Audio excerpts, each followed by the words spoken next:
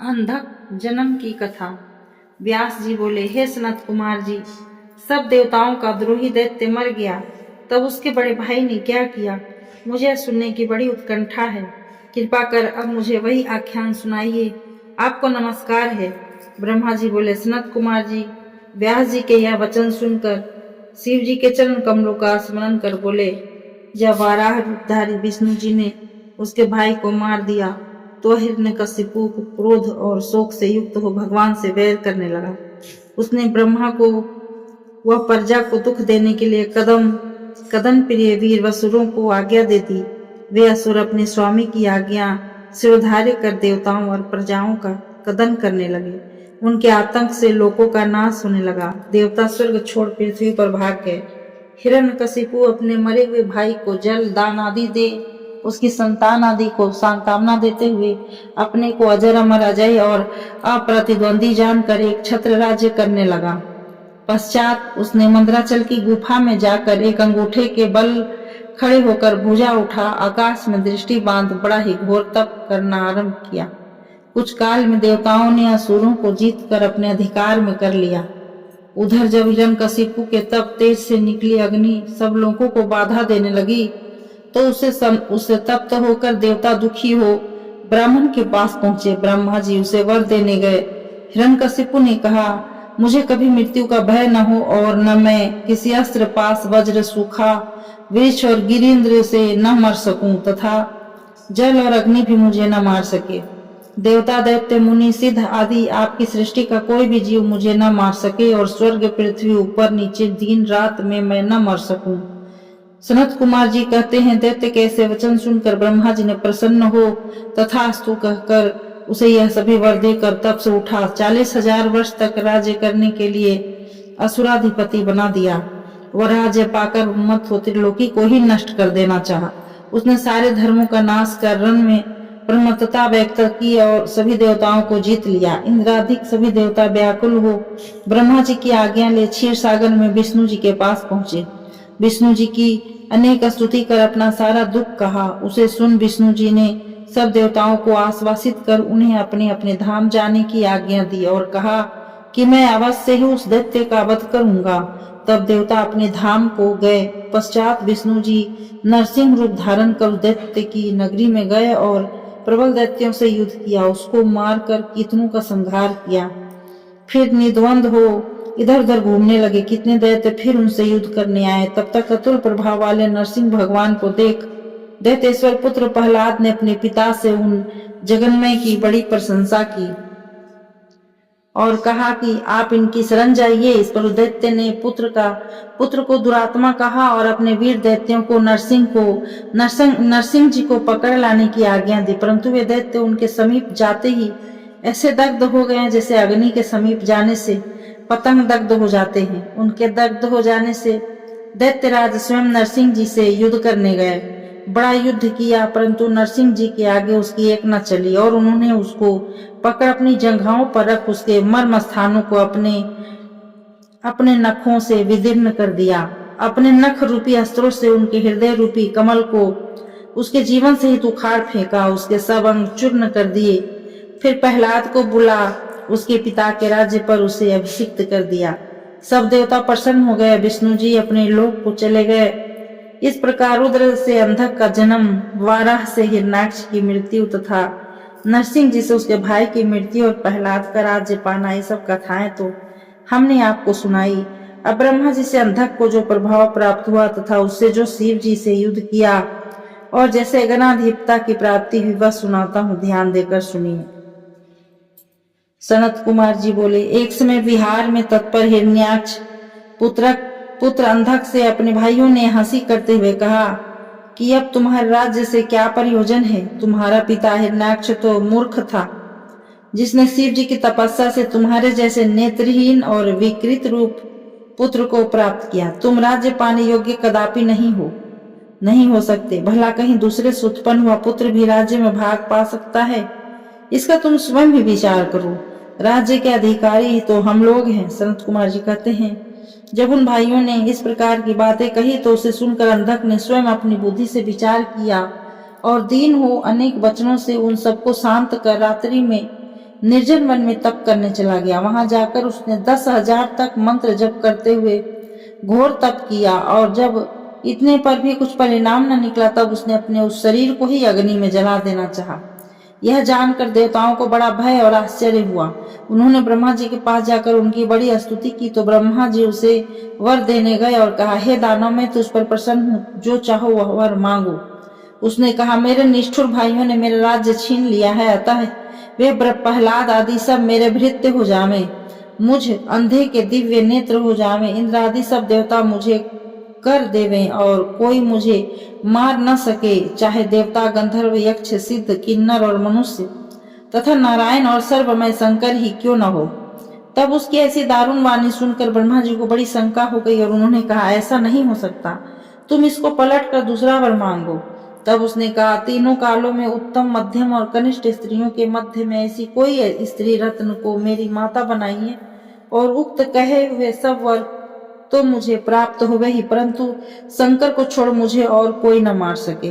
अब ब्रह्मा जी ने तथास्तु कह दिया। ब्रह्मा जी के ऐसा कहते ही वह स्वस्थ हो गया और तपासन से उठकर अपने घर आया। प्रहलाद आदि सभी दैत्य उसके भृत्य हो गए। उसने ब्रह्मा वरदान से सब देवताओं को जीत सबसे कर लिया और उसके वशवर्ती हुए। वह मदांध हो दुष्टों का साथ करने लग गया। उसने अपने सभी मुख्य पुत्रों का तिरस्कार कर वैदिक धर्मों का नाश कर दिया।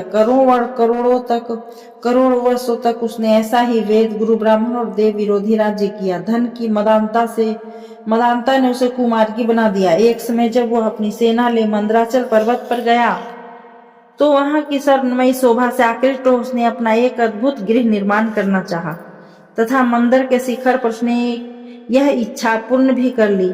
फिर वहां कुछ दिन के लिए ठहर भी गया। एक दिन उसके मंत्रियों ने आकर उसे वहां स्थित एक सुंदर स्त्री का परिचय सुनाया और कहा कि वह परम सुंदरी और परम तपस्विनी भी है तथा उसके पास जटाजूटधारी त्रिशूलधारी एक पुरुष भी बैठा है। उसके समीप में ही एक वृक्ष से बंधा हुआ वहां एक सुंदर वृषभ भी है।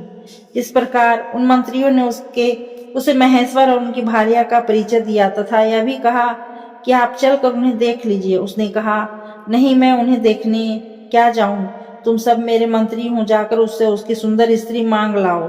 तब उस दैत्यराज अंधक की आज्ञा से उधारे कर उसके दुर्योधन, वैद्य और हस्ती नामक मंत्रियों ने मंदिर की गुफा में बैठे शिव जी के पास जा उसके रूप आदि का अनेक प्रकार से हास्य करते हुए उनकी प्रिय भार्या जगन माता को दैत्य के लिए मांगना आरंभ किया। उसे सुनकर शिव जी हंसने लगे और कहा, अरे दुष्टों, तुम सब मुझसे ऐसा क्या कहते हो? मेरे तो कोई माता पिता भी नहीं है और न मेरा किसी से कोई वैसा संबंधी है। फिर भी मैं चराचर का स्वामी यहाँ गुप्त रहकर अपना एक पाशुपत व्रत समाप्त कर रहा हूँ। यह सर्वव्यापिनी सस्ती सिद्धि रूपा मेरी स्त्री है। इनमें सब कुछ सहन करने की योग्यता है। जो उचित हो इन्हीं से मांगो। ऐसा कह वे तपस्वी वेशधारी शिव जी चुप हो गए। पश्चात वे दूत अंधक के पास लौट आए और जो कुछ शिव जी ने कहा था वह सब कह सुनाया। तब और भी बहुत सी बातें बढ़ा चढ़ा कर सबने कही। उसे सुन मूढ़ बुद्धि दैत्य क्रोध से जल उठा और दैव की प्रतिकूलता से काम विफल हो स्वयं ही वहां जाने को उठ खड़ा हो। सनत कुमार जी बोले, तब वह मदिरा पान कर नेत्रों को घुमाता हुआ हाथी के समान गति वाला परम प्रतापी अंधक अपनी सेना को ले वहां चला जहां शिव के वीरों ने गुफा का मार्ग अवरुद्ध कर रखा था, परंतु उनके गणों की मार खाता और शरीर से पीड़ित होता हुआ भी काम अग्नि से दग्ध अंधक आगे बढ़ा। शिव जी के गणों ने उसे मारते पीटते रोककर उसका परिचय और आगमन का कारण पूछा। उसने अपना अभिप्राय भी बतलाया, परंतु आगे बढ़ना ही चाहता था कि शिव जी के गणों ने उसे मारकर भगा दिया। उसके प्रबल वीर दैत्यों में विरोचन, बलि, वाणासुर, सहस्त्रबाहु और प्रहलाद आदि ने भी उसकी ओर से युद्ध किया, किंतु वे सभी तथा और विशंबर तथा वृषभादिकों को शिव जी ने गणों ने मार कर भगा दिया। उस समय भी भयानक युद्ध हुआ। उसमें रुंड नाचने लगे और मेद, मांस तथा चर्बी पीकर गिद्दड़ आनंद करने लगे। रुधिर की कीच मच गई और गिरधगण उत्सव मनाने लगे। इस कांड से शिव जी को किंचित खेद हुआ और उन्होंने पार्वती से कहा, देखो, यह संसार की क्या विलक्षणता है कि स्त्री के प्रसंग से कभी कभी स्वजनों तथा अपनों से भी इस प्रकार युद्ध करना पड़ता है। और जीवन का महत्वपूर्ण समय इस प्रकार नष्ट हो जाता है। कहाँ तो मैं यहाँ पाशुपत व्रत पूर्ण करने आया था और कहाँ दूसरा ही व्रत पूर्ण हो गया। इससे तो मेरा एक प्रकार से बहुत सा बल नष्ट हो गया, इसलिए अब मैं एक दूसरा ही घोर व्रत करूंगा। आओ किसी दूसरे वन में चले। पार्वती से ऐसा कहते हुए शंकर जी वहां से उठकर दूसरे वन में चले गए। वहां जाकर उन्होंने फिर से पाशुपत व्रत को आरंभ किया, जिसे हजारों वर्ष में भी देवता दानव करने में समर्थ नहीं होते। इस प्रकार पार्वती उनके साथ न थी और शंकर की प्रतीक्षा में वे मंदराचल पर्वत पर ही स्थित रहीं। इस अवधि में शंकर जी के बिना अपने एकाकीपन से पार्वती जी को बड़े कष्ट का अनुभव हुआ। वीरक पुत्र उनकी रक्षा करता रहा। उसी समय एक दिन काम पीड़ित अंधक पार्वती जी के गुफा में प्रविष्ट कर गया। वीरक उससे युद्ध करने लगा। 505 रात दिन उसने खाना पीना और निद्रा त्याग असन्य वीरक के साथ युद्ध किया। शस्त्रों का भयानक प्रयोग हुआ। संपूर्ण दैत्यों ने वीरक को घेर लिया।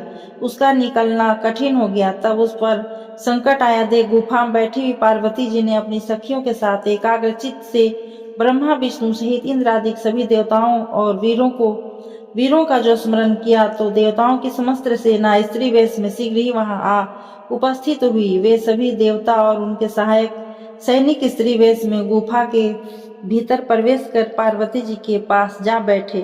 कारण कि राजाओं के अंतःपुर में कभी भी कोई पुरुष नहीं जा सकता।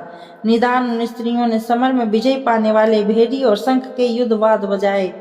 उन वादों को सुन पार्वती जी का गण वीरक, जो उस समय युद्ध में मूर्छित हो रहा था, सचेष्ट हो गया और महारथियों के शस्त्रों को ग्रहण कर उन्हीं के शस्त्रों से उन्हें मारने लगा।